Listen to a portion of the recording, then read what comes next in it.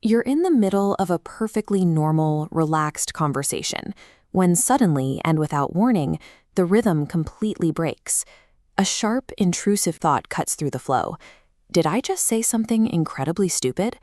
You start overthinking your next sentence before it even leaves your mouth, and your posture becomes noticeably stiff and unnatural. These physical tells, the rigid shoulders and the verbal hesitation, mark the exact moment the interaction begins to collapse. The picture scales up significantly when you move from a one-on-one talk into a larger group. In a crowd, your brain generates a paralyzing assumption.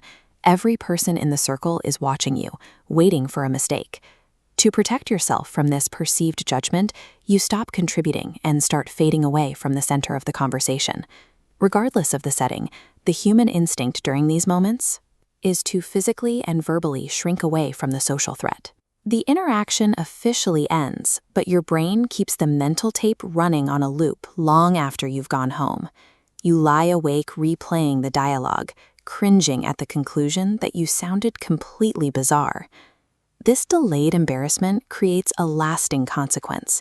You start actively avoiding future interactions to prevent the feeling from returning.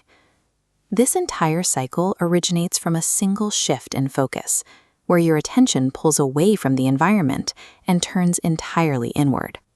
This shift suggests that social awkwardness is a temporary state of misdirected attention, rather than a permanent flaw in your personality. We can analyze this state by looking at the variables that create it. The first is extreme self-focus, where your internal monologue drowns out the other person. The second is the fear of judgment, adding pressure that makes every word feel high stakes.